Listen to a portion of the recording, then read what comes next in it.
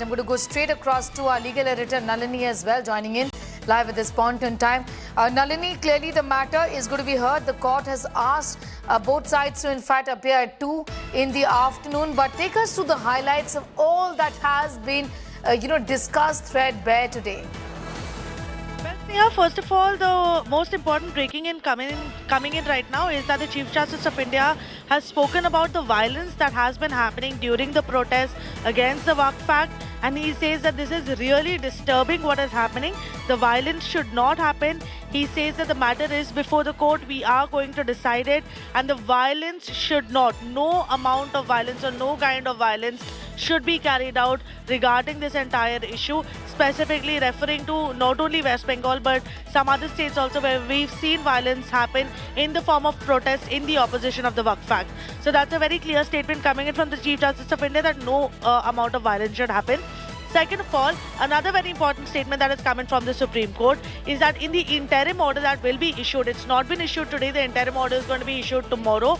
They are going to balance the equities, which means that they are going to look at the concerns that have been raised by the petitioners, and they are also going to look at the defense that has been given by the government. They're going to maintain a balanced approach in the interim order that they will take. What will this balanced approach actually look like? We can expect for the Supreme Court to lay down some parameters on the basis of which the Act can be implemented right now. That is in case they do not stay the Act altogether.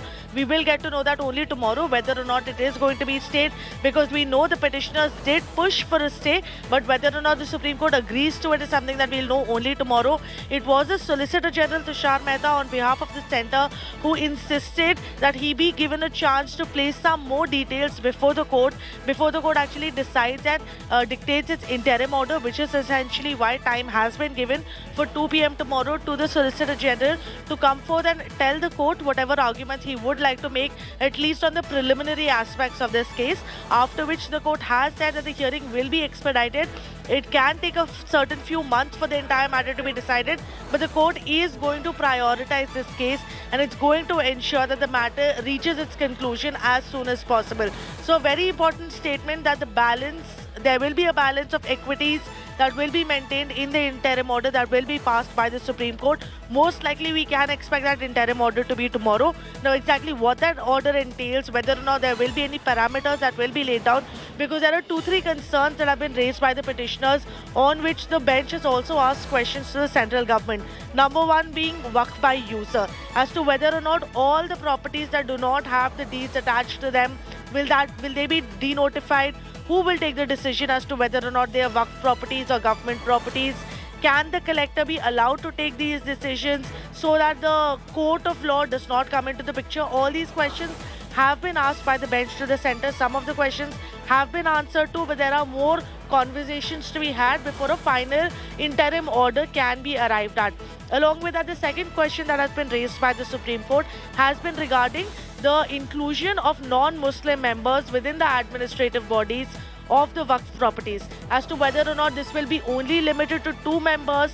Can there be more than 2 members? Although the Solicitor General has given a statement before the Supreme Court and has told the Supreme Court that the statement can be taken on record when he says that no more than 2 non-Muslim members will be part of these bodies, the board and the council. But as to whether or not that is something that is part of the Act, part of the amended Act, is something that the Supreme Court has asked.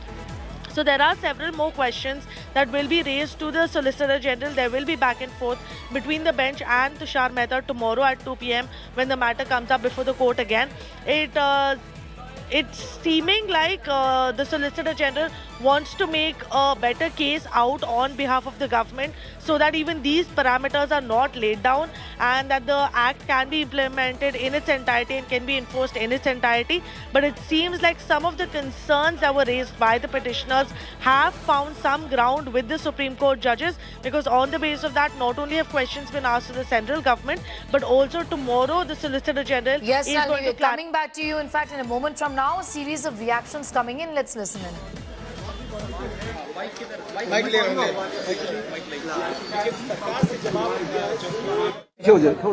आज वक्फ amendment act को challenge करने वाली जितनी याचिकाएं थी, सबों की सुनवाई माननीय सर्वोच्च न्यायालय के मुख्य न्यायाधीश के अदालत में हुआ। आज दोनों पक्ष को सुना गया, लेकिन जो आगे की सुनवाई है वो कल 2 बजे के लिए एडजर्न किया गया है और अभी सुनवाई पूरे केस में जारी है। जो मुस्लिम पक्ष के जो वकीलों का कहना था कि सेक्शन 3 में, सेक्शन 9 में, सेक्शन 14 में, सेक्शन 36 में और सेक्शन 83 में जो अमेंडमेंट्स हुए हैं, वो अमेंडमेंट्स उनके फंडामेंटल राइट का हनन करता है। ये मुस्लिम पक्ष का दलील था कानून के हिसाब से। दूसरा उनका कहना है कि जो उनका फंडामेंटल राइट है आर्टिकल 25-26 में, यह जो संशोधित कानून है ये उसका हनन करता है। लेकिन भारत सरकार के तरफ से सॉलिसिटर जनरल और हम लोग जो समर्थक इस संशोधन के हैं, हम लोग के तरफ से जो सीनियर एडवोकेट्स और हम लोगों ने भी अपनी बात रखी कि जो अमेंडमेंट है वो बिल्कुल संविधान सम्मत है और उसमें के अमेंडमेंट को जब आप देखेंगे, चाहे वो सेक्शन 3 का अमेंडमेंट हो, सेक्शन 9 का अमेंडमेंट हो, सेक्शन 14 का अमेंडमेंट हो, सेक्शन 36 का अमेंडमेंट हो 83 में, तो कोई भी फंडामेंटल राइट का हनन नहीं हो रहा है। माननीय बेंच भी अपने ऑब्जर्वेशन में कहा कि हाँ, जो बहुत सारे अमेंडमेंट्स हैं वह ऐसा प्रतीत होता है कि संविधान के अनुसार है, लेकिन उनका जो यूजर का जो डेफिनेशन है उस पर कोर्ट कुछ क्लैरिफिकेशन चाह रही थी। साथ ही साथ कोर्ट का कहना था कि जो काउंसिल के कॉन्स्टिट्यूशन में जो मेंबर्स हैं उसमें हिंदू मेंबर्स को लेकर के कोर्ट क्लैरिफिकेशन चाह रही है। इन दो मुद्दों पर कल सॉलिसिटर जनरल साहब से और जो हिंदू पक्ष के जो तमाम हम वकील हैं, हम लोगों से उस पर असिस्टेंस मांगा है, क्लैरिफिकेशन मांगा है। अब कल जो है सारे मुद्दे की सुनवाई 2 बजे होगी। तो इसको रुख क्या लग रहा है sir?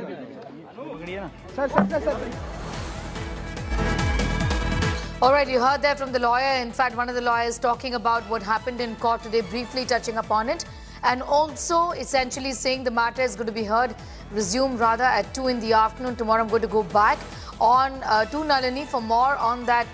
Nalini, you were in fact also deliberating on the point that has been made by the Apex Court today on the fact that there's been violence, and they have expressed concern over how this has played out as far as the streets streets are concerned. People are out on the streets, and we've seen very violent protests and rioting, which has taken a turn to communal riots as well, isn't it? Yes, Neha, and the Supreme Court said very clearly, in very clear words, sending across a message to all these protests that are happening, that no amount of violence should be allowed, especially with regard to this matter. In fact, they've gone ahead and said that this is very disturbing what's happening right now, and no amount of violence over this issue should be allowed in the states, essentially calling upon the states to ensure that there is better law and order within the states so that violence like this does not continue to be broken out. But there are other aspects also that the Supreme Court has dealt with during this entire hearing, more specifically the kind of provisions and the kind of objections that have been raised to these provisions by the petitioners who would approach the Supreme Court. At the same time, some amount of time has also been given to the central government to place their arguments before the court. But the Solicitor General Tushar Mehta has asked for more time to argue on the aspect of interim relief, whether or not there should be any stay to this law, whether entirely or regarding some aspects. Now, some of the concerns that have been raised by the Supreme Court are particularly regarding 3 or 4 provisions of this act. Number one, the whole concept of waqf by user. Like I told you earlier, this has been a major point of discussion before the Supreme Court. It was raised by the petitioners. It was also discussed by the bench amongst themselves.